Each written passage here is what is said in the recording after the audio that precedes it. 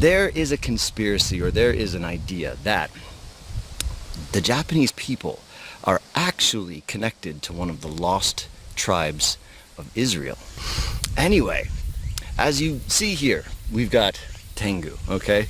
Now, okay, we're the nose thing, right? Japanese people all have very small noses, right? But Tengu has this giant nose that just sticks off his face. It's a very unique feature. And all the Japanese think, foreigners, even me, I never thought I had a big nose, but when I came here, everyone started saying, "Oh, hana takai," like means you have a big nose. It's a good thing in Japan, don't be self-conscious about it. Anyway, so he's got the big nose, all right? So maybe he's not, you know, from Japan, as they would think, or of Asian descent, right? Also, the top little hat here, okay? The Jewish have a tradition where they wear this hat and they have a couple other things on their arms. I think it's called tefillin. So the hat, right? That could be a Jewish hat. Also, this scroll that he's holding, all right? Now, the Japanese word for tiger is Torah. And what he is holding, the Japanese call Torah no Maki, the Torah scroll. And if you know anything about Jewish history and all of that, they're the holy book, right? Well, I guess it's the Old Testament. I don't know. Don't quote me on any of that. Is the Torah, right? That's a extremely important thing in Jewish culture. The Torah, right? All right, so there's that. And there's also a depiction somewhere of Fudo Myo, which is one of the Buddhist gods of like an afterlife world or something like that, or one of the wrathful deities. I'm not quite sure, but Fudo Myo is in this picture. It's a mandala. It's called the Tengu mandala. And underneath Fudo Myo is 7 Tengu. And, right, the 7 lost tribes of Israel. Interesting. So I don't know, don't quote me on any of this. This is the Tengu conspiracy. Today I came all the way up to Tengu no Iwa. This is apparently one of the places that Tengu lived. So somebody came and put this statue up here, and it's got this amazing view. But anyway, for you kanji hunters, Tengu, all right? Ten means heaven. Gu is an old Chinese character for dog. It's not the character that's used now as Inu for dog, but gu or gol. The Chinese pronounce it gol, but in the Japanese pronounce it kol. But anyway, Tengu. ここに描かれたものこそクオテさんの魔物だという。その顔はまさに天狗。しかもまるで生身の人間を描き写したかのように描かれている。想像というんじゃなくて、実際に、何がしかのモデルがあってああいう絵が描かれたんだと思いますけどもね。モデルがやっぱりあった。なんと天狗にはモデルがいた。そして曼荼羅の天狗はあのユダヤの面と瓜二つ。天狗、その正体はやはり古代イスラエル人なのか。さらに我々にもたらされた驚くべき情報が。天狗が頭にこうつけている黒い小さな箱がありますね。頭巾というものですけども、実はユダヤにも同じようなものがあります。なんと天狗の頭巾がユダヤにも存在する。それは本当なのか。我々は東日本唯一のユダヤ教団を訪ねた。すると。こんにちは。こんにちは。Nice to meet you. Nice to meet you. 迎えてくれたのは代表のヘンリー・ノア氏。早速天狗の像を見てもらった。This little bot. 興味を示したのはやはり頭巾。We have something similar. 似てる。やはり似たものがあるという。それを身につけた彼の姿を見て我々は目を疑った。そうじゃん、天狗じゃん。何これ。天狗の正体は古代イスラエル人だった。それを身につけた彼の姿を見て我々は目を疑った。それはユダヤ教徒の祈りの時の装束。その姿はまさに天狗。本当だ。何乗っけてんの？いやもうこの頭につけた小さな箱はヒラクリティといい、中に戒律が書かれた紙を入れる神聖なものだという。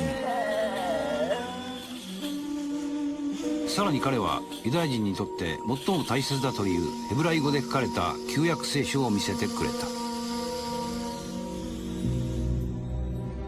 しかしその名前を聞いて我々は耳を疑った。 This Torah scroll. なんとトーラーの巻物、あの虎の巻のことなのか。ユダヤ教徒は修行を終えたその証にトーラーの巻物を読み与えられる。虎の巻って動物の虎じゃないんだ。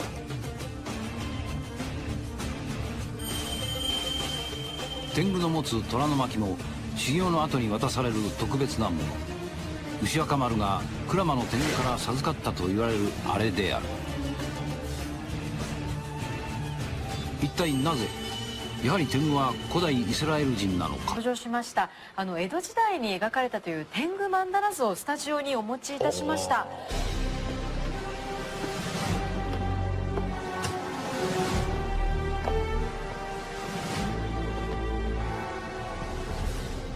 上には毘沙門天ですとか不動明王の下にですね、7人の天狗が描かれているという。はい。みんなつけてる。みんなつけてるんですよね。下にいるのが天狗、鼻が高い。人の顔みたいな感じでリアルですよね、割と。人の顔だよ、完全に。しかもその外国人の顔ですね。見たことなければ本当に天狗とか違うものと。俺人間って誇張することがあるじゃん。だから天狗のお面なんてわざと誇張してギューッと落ちてね。これはもうね、関連ありますよ。もうね、多分もうそうですよ。否定しようがないよね。 Leap forward, and some very strong Tengu stories were born. Samurai and Tengu. During the age of the samurai, it so happened that a Tengu descended among humans to become a teacher in the martial arts for a young boy. Yoshitsune, the younger brother of Minamoto no Yoritomo, the first shogun of the Kamakura shogunate, allegedly studies the skill of samurai from a Tengu when he was still a child. After this, we hear similar stories more often, and Tengu slowly gained popularity and importance as goblins, and their appearance and abilities became closer to the image we know today. They became more human-looking, in other words. It was said that the Tengu had the body of a man, but with wings that carried him through the sky as quickly as a falcon. Besides, he had the divine power to see 100 years into the future. Scholars and priests with considered minds were said to become Tengu after they died and lived in the mountains all over Japan, expanding their powers as they multiplied in their remote strongholds. The Tengu had come a long way, from dainty fairies to powerful and wise goblins. But besides their shape, the Tengu turned out to have acquired another human character trait. You guess it. Not humility, no, but rather hybris. As they gained power, strength, and reputation, they tried to take over the entire of the world itself. The Tengu had grown in numbers and sheer power that they slowly began to darken the world, attempting to throw the world into chaos. In the Taiheki text, a historical epic tale, we can read that at this time, the Tengu gathered for a meeting to strategize over a way to dominate the known world. Unlike the pitiful tales of the past, the great Tengu had evolved from the soul's emperors and high priests reincarnate as veritable demon kings. We say that Tengu like fire, fights, and war, and during their meeting, the great Tengu decided to wreak havoc on earth. And history proved them right, as during the Muromachi period, the imperial court was divided into the northern and southern dynasties, which consequently plugged the country into the turbulent period of the Warring States. The Tengu watched in amusement from their lairs, while political chaos, starvation, and killing altogether lasted almost 300 years, only to be concluded by Tokugawa shogunate in early 17th century. Was all of this the dark work of Tengu? Humans tend to blame darker forces for their own faults, but something sinister surely had been going on during this time. It is not that the Tengu lived in the mountains in total seclusion. They are often dressed as Yamabushi, people who practice mountain religions. These are aesthetic devotees who studied natural forces and mysticism and gained supernatural powers. As early as 12th century, a collection of stories suggests a deep connection between Yamabushi and Tengu, who share the same territory and became closer and closer to each other, and eventually, in the eyes of the people, blended into one. Humans and demons, united by a dark force. Human assumed Yamabushi dress, an image we know until today. That's the original story of Tengu. From being a pure natural force, they developed human character traits and eventually were said to be responsible for some of the darkest times of Japanese history. Still, there are many shrines in Japan where Tengu are worshipped as gods. This is Jeremiah 49:10. But I have made Esau bare, I have uncovered his secret places, and he shall not be able to hide himself. His seed is spoiled, and his brethren, and his neighbors, and he is not. Kahala Yahawah B'Shem Yahawashai B'Shem Qadash. And I want to give double honors to my teachers, the apostles and elders of Great Millstone. Peace and mercy to the elect, who the house of David reborn again in this generation.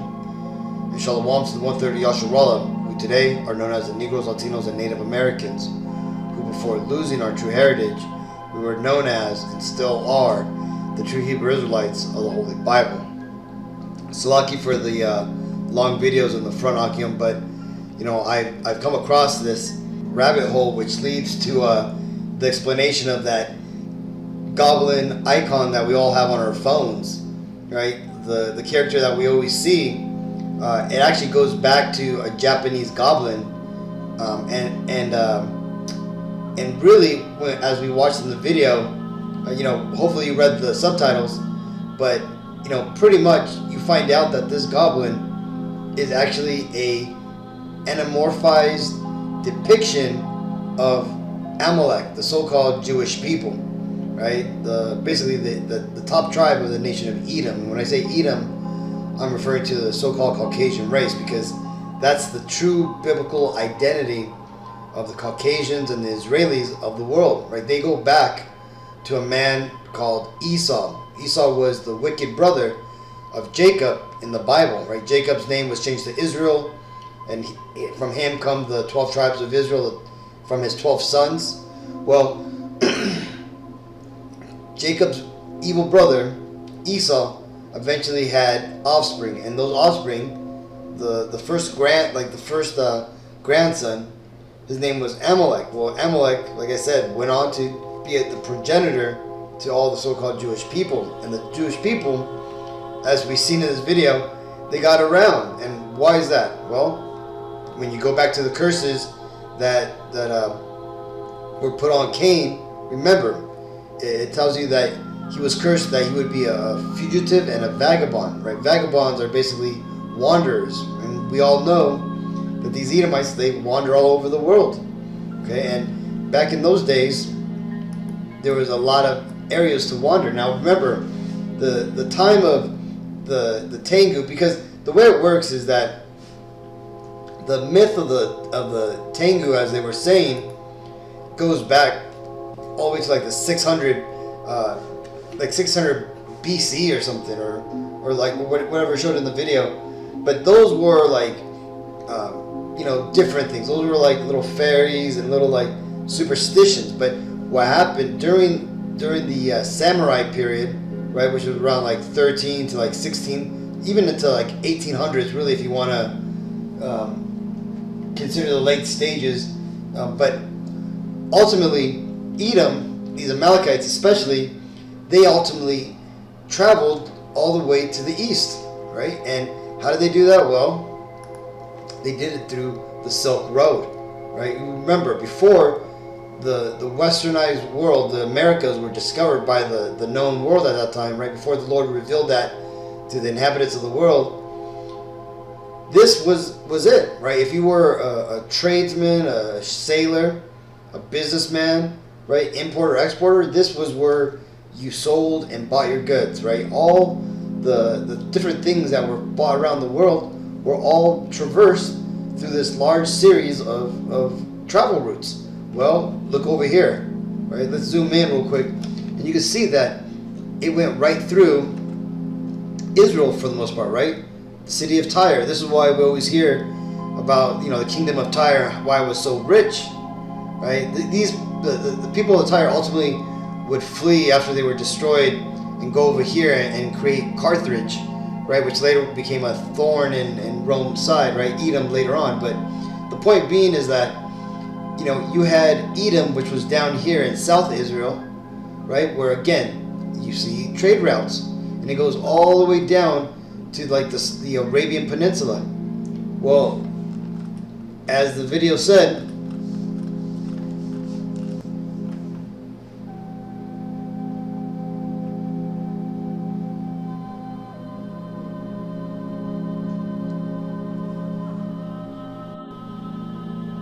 these Tengu eventually made a name for themselves in their fighting ability, right? And what's one of Esau's blessings of the Bible? That he would live by the sword. Those were the people that were training, that, for example, that young prince or something that taught him, and at the end of his training he got the scroll, right?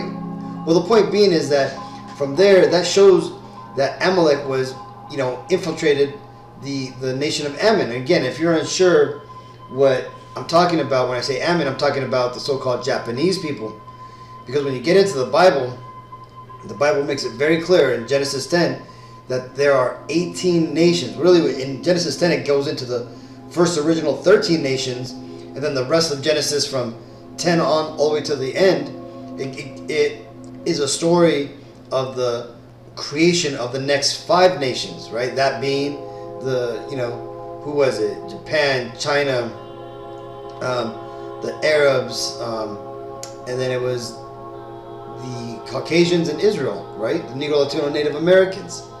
That's what the rest of the Genesis talks about. But the point being is that Ammon is one of the 18 nations, okay? Ammon is the biblical name of the so-called Japanese people, okay? And you would say it in Hebrew as Amawan, okay? So this shows you in these videos and all these, proofs, like for example, like this, right? In the video, it was probably hard to catch, but he said that the picture of the Tengu, right? This image right here, right? We all see this as the icon on our phone and whatnot. He said that the Tengu mask is of the Hatha people, H-A-A-T. And when you look into the Hatha clan, right? This was considered, it tells you here, right? From Wikipedia, it says, during the Qin dynasty, was an immigrant clan active in Japan since the Kufan period, right? According to the history of Japan laid out in Nihon Saki. Now, notice this period here. From 250 to 538 AD. Now, remember, these Amalekites, for the most part, they were running Rome, right? Edom, the whole nation of Edom, Rome was basically their city. Now, they were everywhere else too. Just like today, where you have Edomites all over the world. Just like you have Jake all over the world. Really, the world's pretty much all mixed. And within every one of the 18 nations, it's predominantly made up of its, native nation, okay? But for the most part, every nation has been mixed. And it's mixed in between 3 characters: the children of God, the children of men, and the children of Satan. Okay, that's pretty much how it breaks down. Now, that being said, this is about the period where Edom was being kicked out of Rome, right? He basically started getting pushed out once the Judites that were brought into Rome as slaves after the 70 AD conquest of Jerusalem, right, by the Emperor Titus and his son Vespasian, well, those Israelites that were taken to Rome eventually started to rise up in power, right? They won their freedom. They became, generals, governors, and then eventually emperors. And in all this, the political climate changed in Rome, so much so that they changed their whole religious structure, right? From worshiping a pantheon of gods to one God. Well, that left no room for Esau and his, pagan worship, right? So, and in this case here, worshiping AMALEK, right? So ultimately, Esau split. A lot of them went up to the Caucasus Mountains, and in this case here, right? I'm guessing a huge chunk of these Amalekites, right, fled over to Japan. They went all the way to the east of the Silk Road, right? And check this out, right? Right here where Edom's at, right? That travels. There's a major traveling route through ship of going all the way to Japan. Now check this out. There's a great show that was called, I think, The Samurai, and it came out on FX.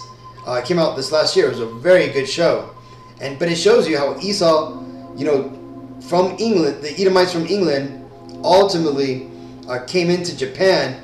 Like they snuck in there because ultimately Japan's first contact with the outside world was Portugal, right? So that was Portugal at the time was a mixture of Edomites and also, Jake that came from the Holy Roman Empire, which were again the remnants that were the so-called black Romans that had taken over.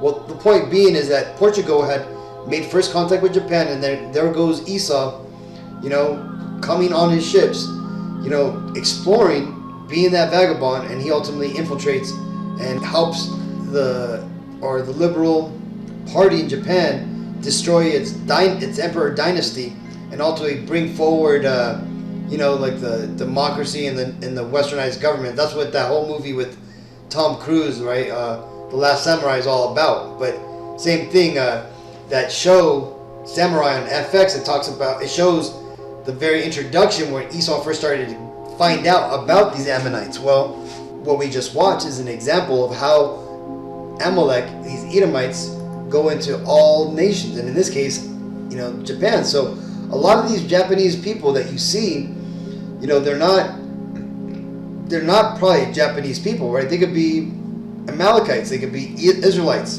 And I wanted to make this video, and I wanted to tie it in with the current flavor of the week or flavor of the month, it seems.